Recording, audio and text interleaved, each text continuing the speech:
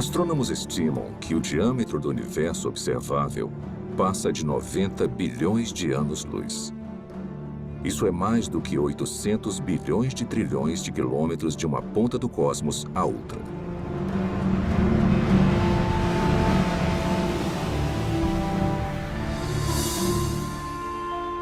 O universo contém pelo menos 170 bilhões de galáxias.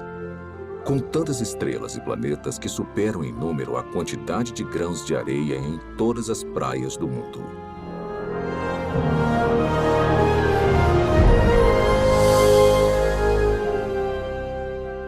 Dentro deste oceano cósmico, uma esfera de água e rochas é lar para mais de 8 milhões de espécies de organismos vivos.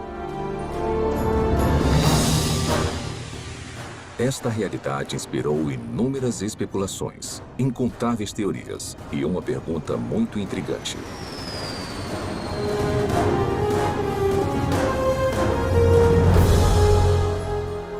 Quais são as chances de a vida ter surgido no terceiro planeta depois de um Sol orbitando em um braço espiral da galáxia Via Láctea? Foi simplesmente um golpe de sorte? Ou haveriam mais aspectos envolvidos além do acaso e das interações aleatórias entre matéria e energia?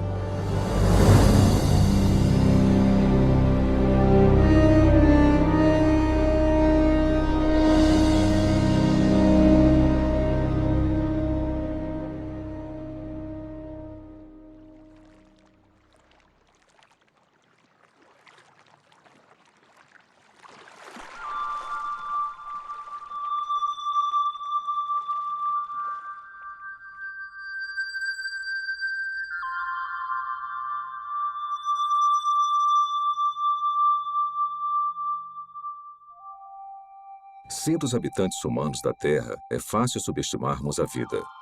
Na verdade, somos mimados por uma abundância.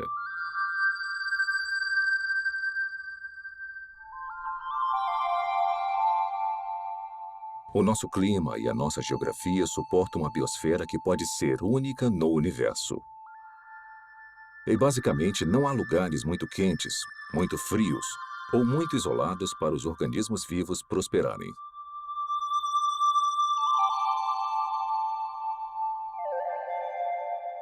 Dentre essa diversidade espetacular, talvez o maior desafio já encarado pela ciência ecoe de todo inseto, sequoia e baleia. Como a primeira vida passou a existir em um momento em que não havia vida de nenhum tipo? Como surgiu a vida na Terra? Por onde começar? Tem dezenas de teorias. E dá para perceber que tem uma grande diversidade de pontos de vistas, e muitos são mutuamente contraditórios. Para começar a tentar decifrar o mistério, você precisa fazer suposições sobre o que deve ter acontecido num passado distante. Não há provas diretas, porque não tinha ninguém lá para testemunhar o evento. E não tem praticamente nenhum registro fóssil. O que nós nunca observamos, nunca, são compostos químicos sem vida, formando uma célula. Então, temos um campo de pesquisa em que a ação importante já aconteceu.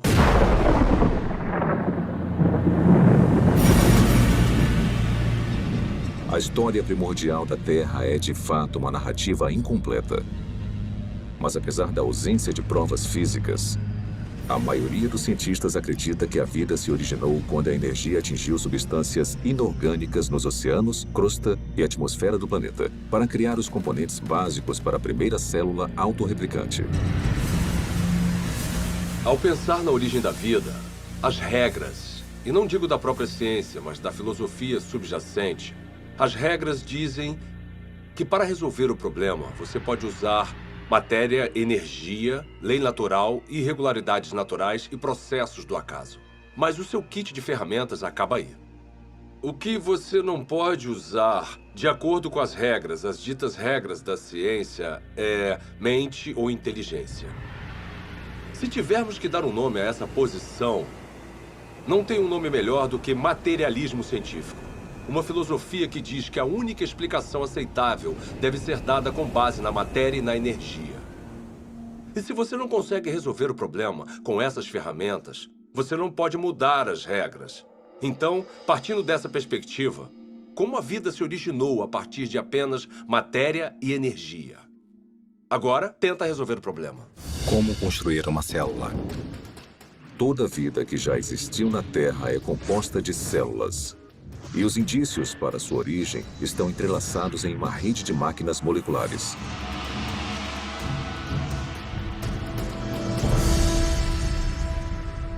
Dentro de uma célula eucarótica moderna, mecanismos biológicos complexos fazem o seu trabalho enquanto estão suspensos em líquido. Não há vida nessas máquinas, mas juntas elas permitem crescimento, movimento, metabolismo e reprodução. As funções vitais da vida.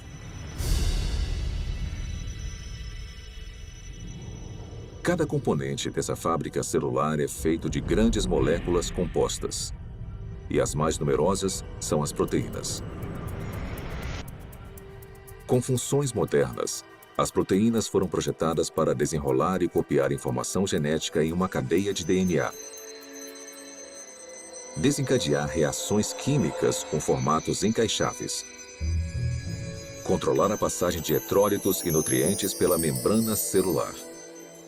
Tipo de proteína, cinesina. E carregar recipientes cheios de carga por andaimes, também feitos de proteína, que se montam sozinhos e vão até os lugares necessários da célula.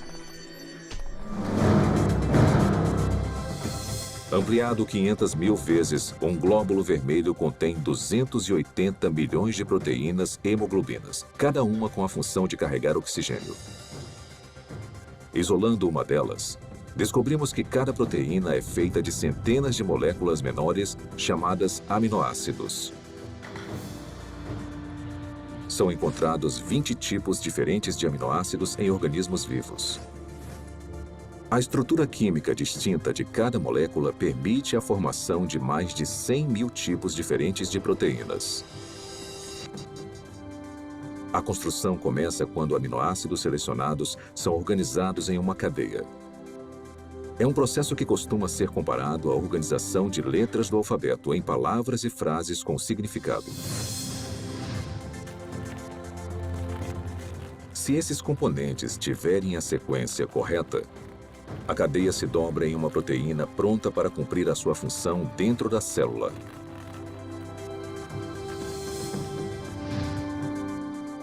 Mas se os aminoácidos forem arranjados na ordem errada, a cadeia não vai se dobrar e eventualmente será destruída. A célula viva mais simples contém pelo menos 300 tipos diferentes de proteínas e o mecanismo biológico necessário para crescer, se reproduzir, converter energia, guardar e processar informação genética e proteger os seus conteúdos do mundo externo. Componentes e funções similares também seriam necessários na primeira célula viva. Agora vamos aplicar essa química básica a uma teoria familiar para a origem da vida. Os cientistas especulam há muito tempo sobre oceanos primordiais cheios de aminoácidos que flutuavam como carrinhos de bate-bate. Talvez algumas dessas colisões aleatórias tenham produzido uma cadeia longa o suficiente para se dobrar em uma proteína. Depois, mais aminoácidos se juntaram a mais cadeias que se dobraram em ainda mais proteínas. Simultaneamente, outras moléculas complexas, incluindo ácidos nucleicos, gorduras e açúcares, também se juntaram para formar componentes essenciais. Então, sem previdência ou direção, a combinação certa de moléculas se juntou de alguma forma nessa sopa química para formar uma membrana que envolvia todas as máquinas específicas necessárias para uma célula autorreplicante. E pronto! Vida a partir de uma matéria não viva. Tudo parece tão plausível. O problema é que, na Terra primitiva, a complexidade interna necessária para sobreviver seria enorme. Porque a vida, como a conhecemos, é caracterizada por máquinas celulares e muitas delas. E se você tirar esse hardware essencial, a célula deixa de existir, porque chega um momento em que ela não consegue se simplificar mais e ainda existir. Uma simplificação maior seria a morte. Costumamos ouvir críticas como: você não pode projetar a biologia celular moderna no passado, porque o que quer que tenha sido a primeira célula, ela era mais simples do que o que vemos hoje. Tudo bem, eu posso entender isso como uma premissa. Descreva então a primeira célula. Membrana celular. Para ser a célula viva, você precisa de uma barreira, uma membrana que a proteja do resto do ambiente. Essa membrana precisa permitir seletivamente a passagem de nutrientes específicos e matérias-primas necessários para combustível e energia. Você também vai guardar grandes quantidades de informação genética em cadeias de espiral de DNA. Essas instruções detalhadas para a vida são copiadas com uma precisão notável. Então, em fábricas chamadas ribossomos, essa informação é convertida em cadeias de aminoácidos e proteínas. Replicação celular. Por fim, você vai estar equipado com tudo o que precisa para reproduzir as gerações futuras de células. Essas funções básicas são realizadas por todos os seres vivos. São, de certa forma, características do que significa estar vivo. Então, seja uma célula do passado, uma célula bem simples, ou uma célula mais complicada de hoje em dia, não faz diferença, ela vai precisar realizar essas funções. Grande parte dos químicos acredita, assim como eu, que a vida surgiu espontaneamente, a partir da mistura de moléculas na terra prebiótica. Como? Eu nem imagino. George Whitesides, químico, Universidade Harvard. Apesar dos assombrosos obstáculos, a noção de que componentes químicos básicos se organizaram para formar uma célula viva é sugerida no mínimo 150 anos. Em 1871, Charles Darwin escreveu uma carta na qual descreveu um pequeno lago morno com todos os componentes químicos certos para criar a vida.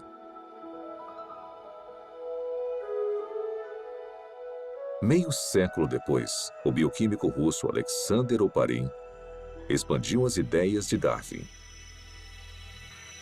Em seu livro A Origem da Vida, ele teorizou sobre uma sopa primordial e uma progressão gradual de uma química simples até uma célula viva. Então, em 1952, essa hipótese foi testada. Stanley Miller, um aluno de pós-graduação da Universidade de Chicago, tentou determinar se uma química simples poderia produzir componentes reais de vida. O jovem cientista construiu um equipamento de vidro para simular o ciclo de água antigo e o encheu com uma mistura de gases que supostamente compunham a atmosfera da Terra primitiva. Miller aqueceu os componentes e atingiu os gases com descargas elétricas. Faíscas elétricas para desencadear uma reação. Poucos dias depois, um lodo parecido com piche se formou no vidro. Nele, Miller identificou 4 dos 20 aminoácidos encontrados em proteínas. Pela primeira vez, sob condições supostamente naturais, moléculas cruciais para a vida foram geradas a partir de matéria e energia.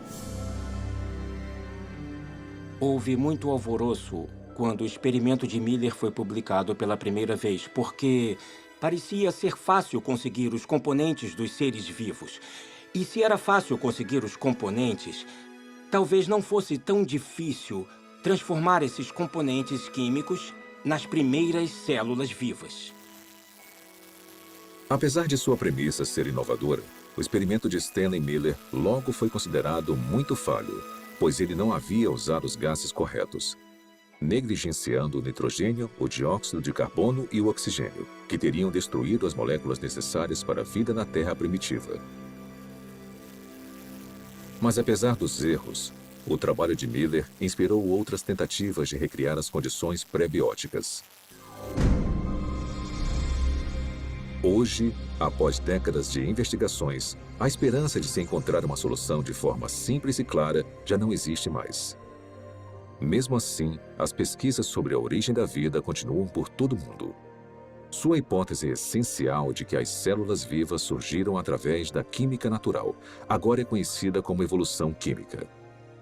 A evolução química vem com muita bagagem. E se você for levá-la a sério como uma explicação para a origem da vida, com certeza você também precisa levar a sério certas propriedades fundamentais da biologia.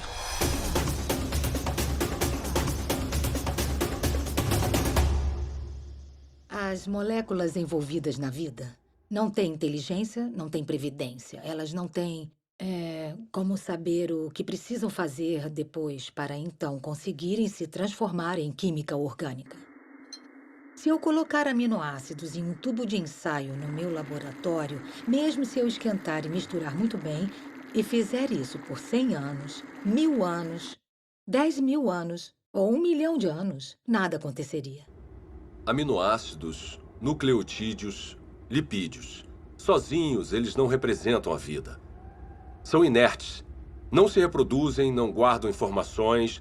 De certa forma, são ingênuos. Eles não acordaram um dia e falaram: "Ei, vamos nos juntar e construir uma célula que consiga se replicar." Isso não aconteceu. A química por si só é indiferente ao fato de algo estar vivo ou morto. A seleção natural não funciona para criar a primeira célula porque a seleção natural não consegue operar em nada a não ser que tenha alguma forma de herdar e monitorar mudanças e de escolher o melhor sobrevivente para avançar. Para ter alguma seleção, são necessárias células. Então, se você quer explicar a origem das células, você não pode usar a seleção. Porque a seleção exige a existência da mesma coisa que você está tentando explicar. A seleção natural tem que funcionar sobre uma célula que tenha um sistema genético e que seja capaz de se reproduzir. Sem isso, a seleção natural é completamente irrelevante. A auto-organização é a ideia de que os componentes químicos podem se organizar sozinhos de forma a se transformarem em objetos ricos em informações e com um propósito. As moléculas e os átomos podem se auto-organizar em um certo sentido. O sal seria um exemplo. No sal, tem íons de sódio e de cloreto. E eles interagem uns com os outros porque têm cargas positivas e negativas. Então, essa afinidade natural leva à formação de cloreto de sódio, cloreto de sódio, cloreto de sódio, que pode se compactar de uma forma estereotipada para criar um cristal. Os cristais de sal são a mesma coisa, repetida várias e várias vezes. Se um cristal de sal fosse um livro, seria um livro com uma palavra só. Geometrias com repetições regulares como essa não carregam um tipo certo de informação. Informação que você precisaria para criar uma proteína. A sequência que vemos em uma proteína é altamente irregular. Não tem como prever qual vai ser o próximo aminoácido com base nos que já apareceram. Então, a auto-organização que nós observamos no mundo natural é o tipo de processo errado para a construção das estruturas ricas em informações dos seres vivos. Quando você elimina a seleção natural e a auto-organização e percebe que as moléculas não têm a habilidade de pensar ou se programar de forma alguma, o acaso volta à questão. E os cientistas odeiam o acaso como explicação para a origem da vida. Acaso? Por que o acaso é uma opção tão insatisfatória? Talvez porque muitos analistas fizeram as contas e entendem a grande improbabilidade de sucesso.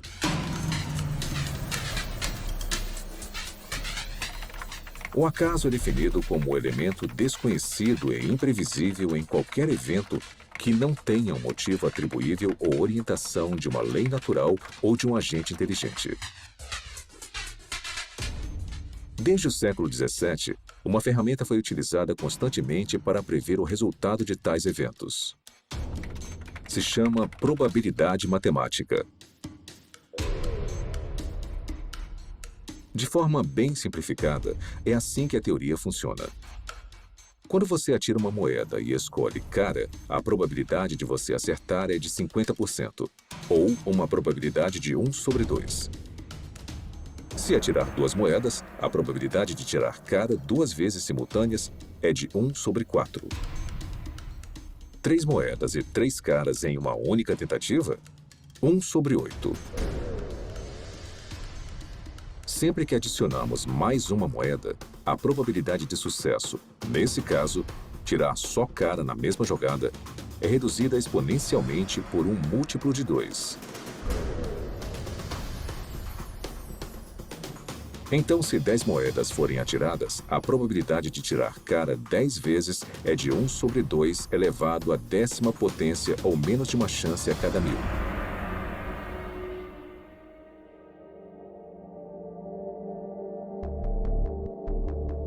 Quando aplicado à origem da vida e à formação aleatória de grandes biomoléculas, a teoria da probabilidade esclarece as limitações do acaso como um agente criativo na Terra primordial. Por exemplo, quais são as chances de uma única proteína se formar exclusivamente através das interações às cegas da química? O nosso alvo é uma molécula menor do que a média, composta de 150 aminoácidos alinhados para garantir uma cadeia dobrada. Os pesquisadores calcularam que, na Terra antiga, a probabilidade de sucesso era de 1 sobre 10 elevado à 164ª potência. Ou seja, uma cadeia de proteína corretamente sequenciada a cada 100 milhões de trilhões de trilhões de trilhões de trilhões de trilhões de trilhões de trilhões de trilhões de trilhões de trilhões de trilhões de trilhões de trilhões de tentativas fracassadas. Mas apesar dessa grande improbabilidade, alguns teóricos argumentam que, com tempo suficiente, qualquer coisa é possível. Está bem? Vamos tentar a validade dessa opinião. Vamos começar estabelecendo um ambiente ideal para a evolução química. Um mundo imaginário que dará ao acaso toda a oportunidade de sucesso. Primeiro, vamos lotar os oceanos de aminoácidos. Ou seja, todos os átomos na Terra, incluindo todo o suprimento de carbono, nitrogênio, oxigênio, hidrogênio e enxofre, estão disponíveis para formar 10 elevado à 41ª potência de conjuntos completos dos 20 tipos de aminoácidos usados na criação de proteínas. Depois vamos alterar as leis da natureza para proteger esses componentes dos raios de luz ultravioleta destruidores e da contaminação química na sopa primordial. Agora vamos deixar a química agir para ver o que acontece.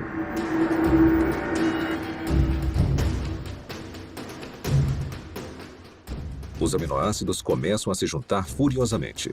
No nosso experimento, uma cadeia inteira com 150 unidades se forma sozinha em apenas 1 segundo. Como os 20 tipos de aminoácidos estão disponíveis, na maioria dos lugares, há uma probabilidade de 5% ou de 1 sobre 20 da molécula correta se alinhar na cadeia. Se a sequência estiver incorreta, a cadeia é destruída imediatamente e se inicia um novo agrupamento. Por todo o planeta, 6 milhões de bilhões de trilhões de tentativas vão acontecer a cada minuto.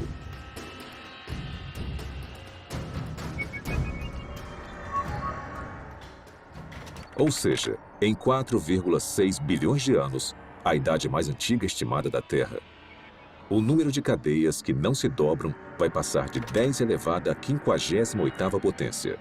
É uma quantidade espantosa, mas não chega nem perto de 10 elevado à 164ª potência. Aproximadamente as tentativas necessárias para se criar uma proteína de 150 aminoácidos por acaso. Então, se a química não direcionada não consegue criar a nossa cobiçada molécula durante toda a história da Terra, quanto tempo teria sido necessário?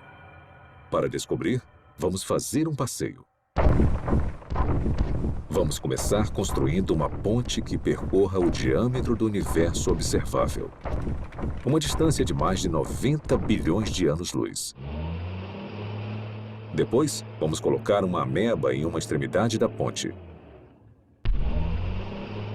Esse organismo unicelular vai viajar a velocidade espontaneamente de 30 centímetros por ano. Começar. Enquanto esperamos uma proteína se formar por acaso, a ameba se arrasta por mais de 5 bilhões de bilhões de bilhões de anos para cruzar todo o universo e depois voltar. Mas esta corrida está só começando. A ameba sai de novo. Consegue chegar à outra extremidade do cosmos e depois volta para casa. Mesmo assim, nenhuma proteína funcional está à vista. Para a próxima viagem, vamos incluir uma carga, um único átomo.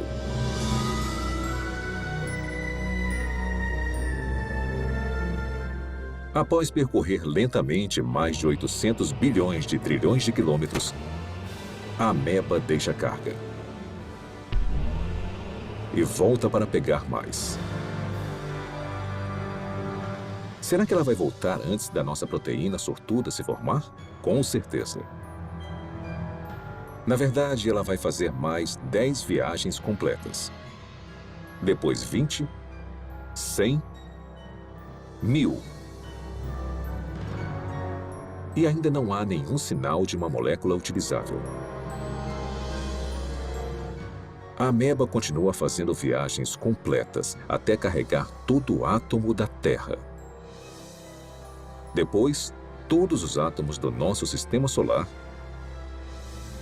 Depois, todo o planeta e estrela da Via Láctea. Um átomo por vez.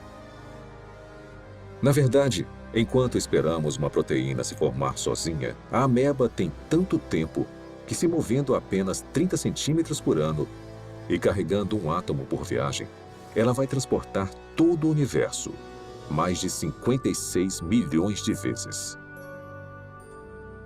É esse o tempo que demoraria para o acaso criar uma proteína funcional. Suponhamos que, contra todas as probabilidades, a evolução química tenha produzido uma única proteína funcional. Haveria vida? Não. Haveria uma proteína. Um arranjo sem vida de aminoácidos. A célula viva mais simples que conhecemos tem mais de 300 proteínas diferentes. Mas as proteínas são só uma parte da história quando pensamos em uma célula de verdade. Lembre-se, são necessários carboidratos, açúcares complexos, ácidos nucleicos, DNA e RNA, lipídios e uma grande variedade de compostos químicos diferentes que vão constituir conjuntamente a vida. Todos esses componentes precisam ser reunidos no mesmo microambiente, no mesmo momento. Cada componente químico precisa, então, ser reunido e organizado na rede de máquinas moleculares que vão controlar todas as facetas da vida. Se nós conseguirmos entender toda a dificuldade de produzir uma máquina molecular usando nada além de átomos e energia, vemos que há um grande problema, porque quando temos uma máquina molecular, não temos um ser vivo. Essas máquinas moleculares precisam de outras máquinas moleculares. E mesmo se a natureza fosse capaz de produzir todas as máquinas moleculares necessárias, não seria o suficiente. Todas elas precisariam estar juntas em um espaço pequeno envolvido por uma membrana que chamamos de célula. Pelo meu conhecimento do que é necessário para se criar uma célula, tudo tem que acontecer na mesma hora. Não pode acontecer uma parte por vez, porque tudo trabalha junto em um loop causal. O mais alto nível de organização transcende as partes. A organização espacial na célula exige que as moléculas estejam no lugar certo na hora certa.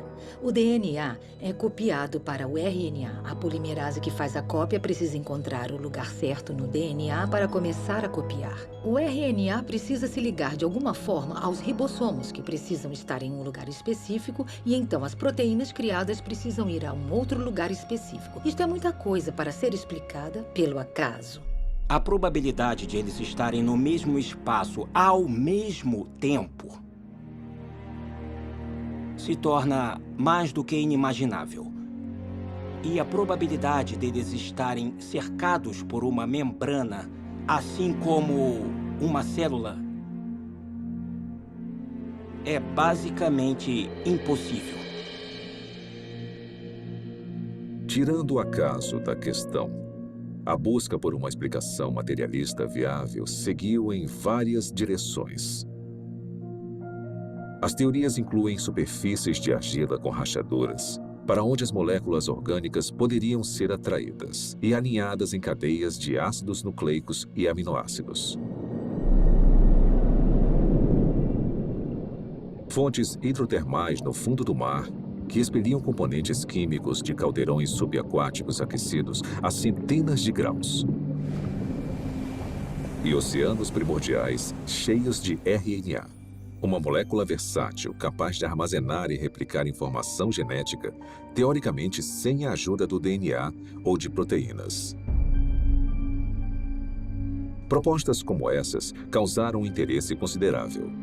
Mesmo assim, todas encaram o mesmo obstáculo que derrubou o acaso: a transformação de componentes sem vida nas biomoléculas complexas da vida. Esse problema fica evidente na hipótese do mundo de RNA. O mundo de RNA é a ideia de que é possível juntar nucleotídeos suficientes para criar uma cadeia longo suficiente para se autocopiar e, depois de se copiar, fazer a mesma coisa novamente. Os pesquisadores da origem da vida supõem que a primeira vida era composta de nada além de RNA e podia, de alguma forma, criar um mundo mais complexo, onde há proteína e DNA. Ninguém sabe como isso aconteceria. Desde a apresentação do mundo de RNA, a aceitação da teoria aumentou, apesar das várias limitações, inclusive a durabilidade da molécula. Se você apenas olhar para uma molécula de RNA, ela parece se desintegrar. Trabalhar com RNA é extremamente difícil, porque ele é muito delicado. Ele foi criado para ser um depósito temporário de informação. E, em consequência da sua delicadeza, é muito improvável que ele seja útil como algum tipo de ponto de partida para a existência da vida. Então, o RNA não pode preceder a primeira célula porque precisa estar dentro de um ambiente celular para ficar estável, para ser copiado e para ser útil. Hoje em dia, moléculas de RNA são criadas em condições de laboratório. Para muitos bioquímicos, essas cadeias sintéticas de ácidos nucleicos são pelo menos uma confirmação parcial de que a evolução química criou a vida na Terra primordial. Para criar RNA no laboratório, você precisa limpar as superfícies, limpar as pipetas, usar luvas especiais e deixá-lo coberto. E depois torcer para não haver contaminação, porque se houver, o RNA já era. Depois, você precisa resolver o problema do sequenciamento. Então, você precisa de cientistas trabalhando duro para sequenciar o RNA, tentar combinações diferentes e encontrar uma que possa se copiar. Depois, você precisa ter uma cadeia complicada de RNA, que consiga funcionar como a herança e como a enzima no sistema. E as maiores mentes do mundo estão trabalhando nisso, mas ainda não conseguiram resolver o problema. Refletindo sobre a origem da vida e as implicações do RNA sintético, o químico Robert Shapiro observou: a falha nesse tipo de pesquisa não é a química. A falha é a lógica de que o controle experimental de um laboratório moderno estaria disponível na Terra primordial. Na verdade, as chances contra o RNA se formar sozinho são astronômicas.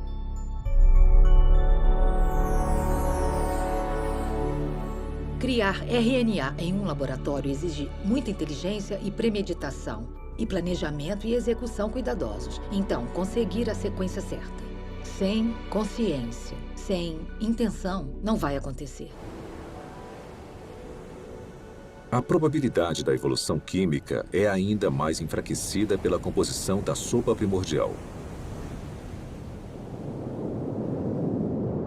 Se a sopa primordial tiver existido, ela teria sido um grande caos quimicamente.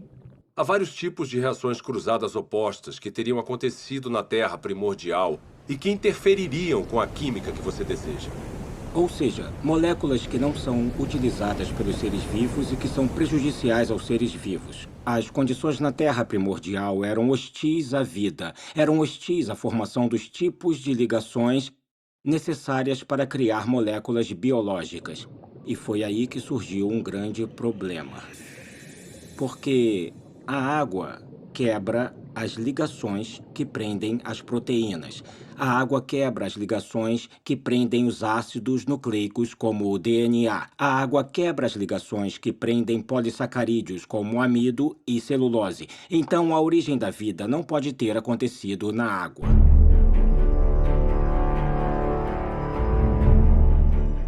Encarando desafios intransponíveis na Terra, alguns cientistas expandiram as fronteiras de suas buscas.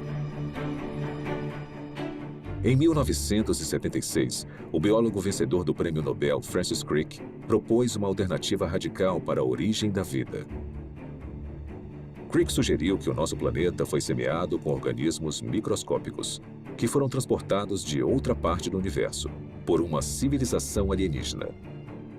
Essa teoria é chamada de panspermia. 5 anos depois, o físico Fred Hoyle ofereceu uma versão modificada de panspermia, quando teorizou que as cadeias de DNA haviam sido criadas por uma inteligência de uma galáxia distante e se espalharam como sementes de dente de leão em um dia de ventania. Parte desse material genético chegou na Terra. Outra versão da teoria, popularizada pela Rocha de Marte, um meteorito descoberto na Antártida, afirma que micróbios evoluíram em outro lugar da galáxia e vieram até a Terra, em cometas e asteroides. De alguma forma, podemos falar que a panspermia é um abandono da ciência, porque ela coloca o problema além da examinação. Se a ciência nos diz que a vida provavelmente não começou a existir por conta própria aqui na Terra, então deve ter vindo de outro lugar. Mesmo que pareça um filme de terror ruim dos anos 1950, veio do espaço sideral. Se eu não consigo explicar a vida no planeta Terra, porque, digamos, a atmosfera necessária é geologicamente implausível ou porque eu não consigo a quantidade suficiente de moléculas biologicamente relevantes, esses problemas vão existir em qualquer outro planeta onde postularmos que a vida se originou. Não podemos apagar esses problemas mudando de lugar para outra parte da galáxia. Resumindo, a panspermia não resolve o problema da origem da vida, só o joga para outro local. As falhas da panspermia levaram alguns pesquisadores a uma teoria que vai além da astronomia convencional: o multiverso. De acordo com essa hipótese, o nosso universo não é único. Em vez disso, bilhões ou trilhões de universos foram gerados por um processo natural desconhecido. E conforme as oportunidades aumentaram exponencialmente, as chances impossíveis se tornaram prováveis. Até que, inevitavelmente, com o tempo, a combinação certa de matérias-primas, ambiente, leis da natureza e uma grande dose de sorte produziram as moléculas e máquinas biológicas necessárias para a primeira célula viva. Em outras palavras, em um vasto e teórico oceano de universos, alguém tinha que ganhar a loteria cósmica, e fomos nós. Quando eu leio algum livro sobre a origem da vida que considera alguma proposta para a formação, como digamos, de RNA ou proteínas, e até o autor admite que é quimicamente implausível, eu me pergunto como ele se meteu nesse pepino. Propor um caminho implausível para uma coisa que, para o mundo todo, parece ser planejada. Será que o materialismo científico é provavelmente falso? Ele se meteu nisso porque uma filosofia disse a ele. É a única resposta aceitável. E nesse impasse, eu quero falar ao autor, olha, você sabe que é implausível, eu sei que é implausível. O motivo de ter chegado até aqui, parado na beira desse penhasco que cai na implausibilidade, é porque bem lá atrás, você decidiu que só uma explicação materialista faria sentido. Quantas explicações diferentes e fracassadas dentro da caixa materialista nós precisamos ter antes de decidir que talvez precisemos sair agora dessa caixa. Talvez precisemos de outro tipo de explicação. Quando analisamos as várias teorias científicas, teorias da física, teorias da química, teorias sobre a formação de estrelas, essas teorias são sobre o mundo lá fora. Mas quando falamos sobre a origem da vida, estamos falando de uma teoria que nos envolve. O lugar de onde viemos, nossas origens definitivas, nossas visões de mundo, nossas filosofias, nossa ciência, tudo está ligado. E isso separa a pergunta sobre a origem da vida de todas as outras perguntas na ciência. A ciência natural não está desconectada de tudo o que sabemos ou acreditamos sobre o mundo. Então, uma pergunta limitada e aparentemente técnica, como o RNA surgiu, pode acabar se ligando no tecido da realidade a uma pergunta muito diferente, como, será que Deus existe? Deus é possível? É possível que Deus seja real? Se a vida, com toda a sua riqueza, não surgiu através de um processo estritamente físico ou natural, precisamos ter indícios disso. E eu acho que a origem da vida é o ponto central em que muita coisa acaba mudando. Eu olho para a natureza como um ser humano curioso e me pergunto, na minha visão, quais são os indicadores normais de inteligência? Eu os vejo na vida? E a resposta é, sim, em abundância. O que vemos nos sistemas biológicos é maravilhoso, é lindo, é elegante e quanto mais aprendemos sobre biologia, mais óbvio é o design. Quando eu comecei a me envolver com o design inteligente, tinha gente postando coisas na internet e falando: eu me formei no MIT e fui para a Universidade de Washington e pós-doutorado em Harvard. E elas falavam coisas como, ela era inteligente. O que aconteceu?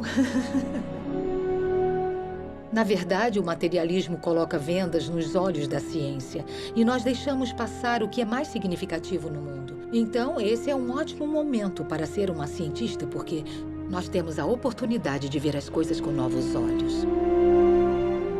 A inteligência é extremamente útil como uma forma de explicar a origem da vida que realmente faça sentido com o que observamos na natureza. A natureza parece ter sido criada. A vida pode ter sido criada. O design, a inteligência explicam as coisas como toda a informação que vemos dentro de uma célula. Não tem nada de mágico nos seres vivos. Eu sou um cientista, eu não acredito em mágica. Eu acredito em mecanismos e causas que são suficientes para atingir o fenômeno que eu observo. A inteligência é suficiente. A inteligência é necessária. Portanto, a inteligência é a conclusão na qual eu chego.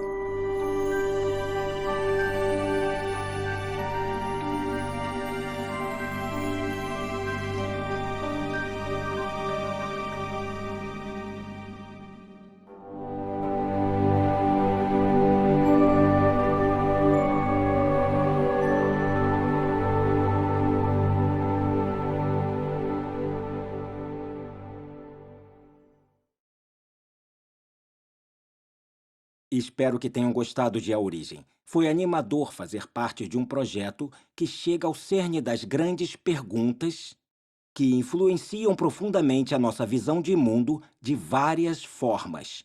Como a vida surgiu? Será que as interações entre matéria e energia produziram as primeiras células? Ou será que a vida só é explicável como sendo a criação especial de Deus? Nos últimos 30 anos, tecnologias espetaculares permitiram que os pesquisadores descobrissem e visualizassem a rede complexa de máquinas biológicas que trabalham dentro de cada célula viva.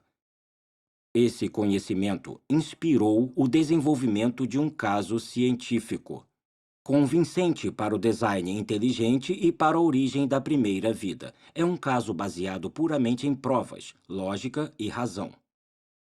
Agora queríamos mostrar um pequeno vídeo que explica os princípios básicos dessa teoria, que algum dia pode revolucionar a forma como a ciência é praticada, ensinada e entendida por todo o mundo.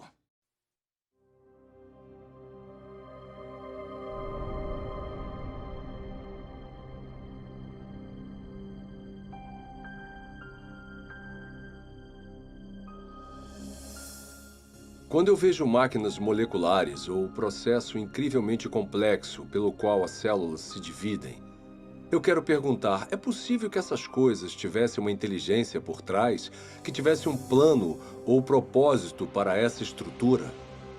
A ciência precisa ser uma busca pela verdade sobre o mundo. Não devíamos pré-julgar o que pode ser verdade. Não devíamos dizer, eu não gosto dessa explicação, então vou deixar de lado. Em vez disso, quando encontramos um mistério na natureza, precisamos pensar em toda a causa possível que possa explicar esse mistério. Um dos problemas que eu tenho com a teoria evolucionista é que ela descarta forçadamente um tipo de causa antes mesmo que as evidências mostrem alguma coisa. E a causa descartada é a inteligência. Desde o final do século XIX, desde a época de Darwin, na verdade parcialmente devido ao que Darwin escreveu em A Origem das Espécies, os cientistas passaram a aceitar uma convenção, uma definição de ciência que excluía a possibilidade do design como uma explicação científica. E essa convenção tem um nome, se chama naturalismo metodológico. Isso significa que para ser científico, você precisa se limitar às explicações que envolvem apenas causas naturais. Você não pode definir a inteligência como uma causa. Mesmo assim, curiosamente, nós sempre tiramos conclusões relacionadas à inteligência. É parte do nosso raciocínio comum reconhecer os efeitos da inteligência. Considerem, por exemplo, essas mensagens hieroglíficas entalhadas nas ruínas de monumentos egípcios. Ninguém atribuiria os formatos e arranjos desses símbolos a causas naturais, como tempestades de areia ou erosão. Em vez disso, as reconhecemos como o trabalho de escribas antigos, agentes humanos com inteligência. O mesmo raciocínio nos leva a concluir que as misteriosas estátuas de pedra na costa da Ilha de Páscoa não foram formadas pelas ações do vento e da água por grandes períodos de tempo. Também não supomos que as plantas podem ter esses formatos familiares sem algum tipo de interferência inteligente. É claro que fazemos essas inferências o tempo todo. E nós sabemos que estão certas, mas a pergunta é com que fundamento fazemos essas inferências? Quais são as características que nos permitem reconhecer a inteligência? Recentemente, em um livro sobre a inferência do design, o matemático William Dembski fez um grande avanço na compreensão do raciocínio do design. Dembski identificou as características específicas dos artefatos que nos fazem reconhecer uma atividade inteligente prévia. Eu cheguei a essa conclusão analisando a forma como nós pensamos sobre o design. Quais são os passos lógicos que nós percorremos para chegar à conclusão de design. Então, o que eu tento fazer é estabelecer critérios confiáveis, empíricos e cientificamente rigorosos para decidir se alguma coisa foi de fato projetada. Eu analisei a lógica por trás e o que eu descobri foi que são necessários improbabilidades, especificação e o tipo certo de padrão, padrões objetivos. De acordo com Dembski, seres humanos detectam corretamente a atividade da inteligência quando observam um objeto ou evento altamente improvável, que também tem um padrão reconhecível. Um padrão desses é encontrado em Black Hills, na Dakota do Sul. Se você viajar ao oeste, vai ver vários formatos diferentes nas montanhas. A maioria não significa nada, são apenas rochas espalhadas em vários padrões. Mas o que você não vê são os rostos de Lincoln, Jefferson, Ted Roosevelt e George Washington nas montanhas. O único lugar onde você vê isso é na Dakota do Sul. E isso está lá porque um escultor excêntrico decidiu que queria honrar esses presidentes e passar grande parte da vida esculpindo os rostos deles em uma montanha. Esse padrão é improvável. Uma encosta aleatória também é improvável, mas uma encosta aleatória não especifica nada. Mas nós sabemos que tinham 4 caras que foram presidentes dos Estados Unidos com um padrão específico nos rostos. E esses padrões na encosta da Dakota do Sul combinam com esses rostos familiares. Se eu olhar e ver os rostos, eu vou reconhecer imediatamente que são os rostos dos 4 presidentes, que são conhecidos a partir das cédulas, de imagens na Galeria Nacional ou de pinturas em livros. Então eu percebo que ao ver o Monte Rushmore, que não é apenas uma configuração de rochas altamente improvável, mas uma que combina com certos padrões independentes que indicam seguramente que tem inteligência envolvida ali. Temos então uma pequena probabilidade, especificação e design.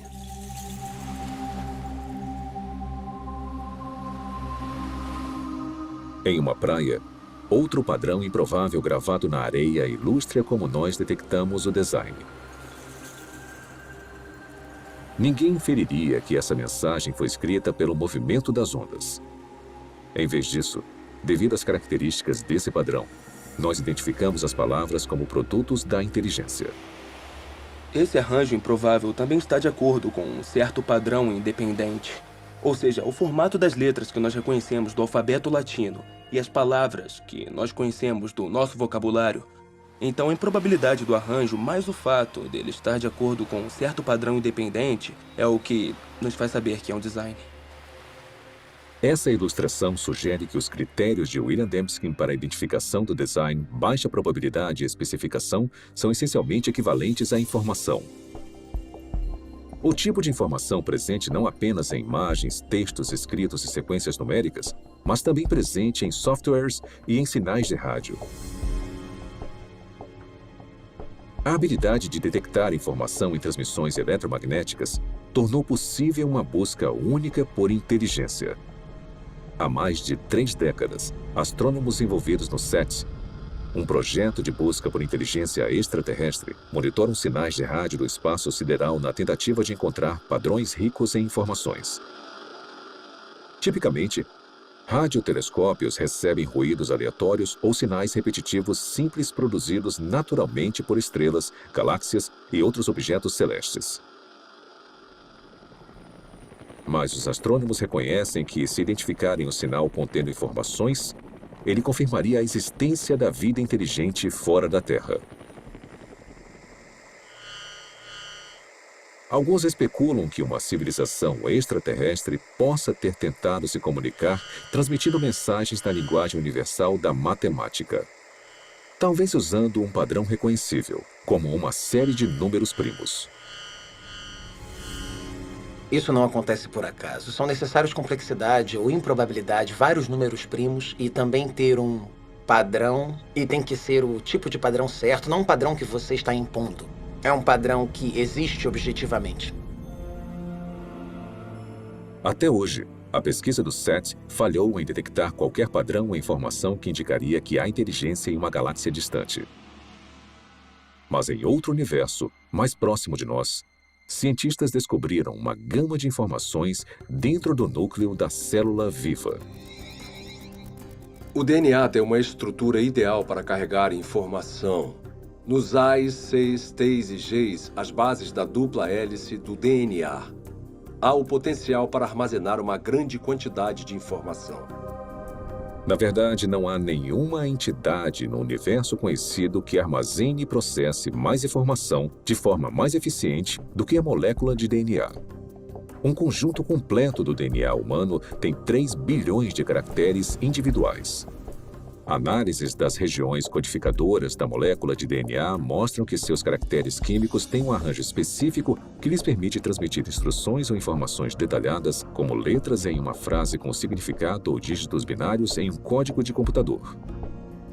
Bill Gates disse que o DNA é como um programa de computador, mas muito mais complexo do que os que nós conseguimos criar. Se você pensar sobre isso, mesmo que por um minuto, é uma observação altamente sugestiva, porque nós sabemos que o Bill Gates não usa vento, erosão ou um gerador de números aleatórios para criar um software. Na verdade, ele usa engenheiros inteligentes, engenheiros de software. Então, tudo que sabemos com base na nossa experiência sugere que os sistemas ricos em informação são criados a partir do design.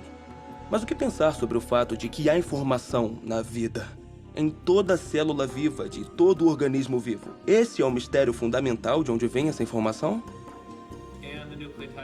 Nos últimos 15 anos, o filósofo e cientista Stephen Meyer trabalhou para responder a essa pergunta. Meyer criou um argumento para desmontar que o design inteligente é a melhor explicação para a origem da informação necessária para criar a primeira célula viva.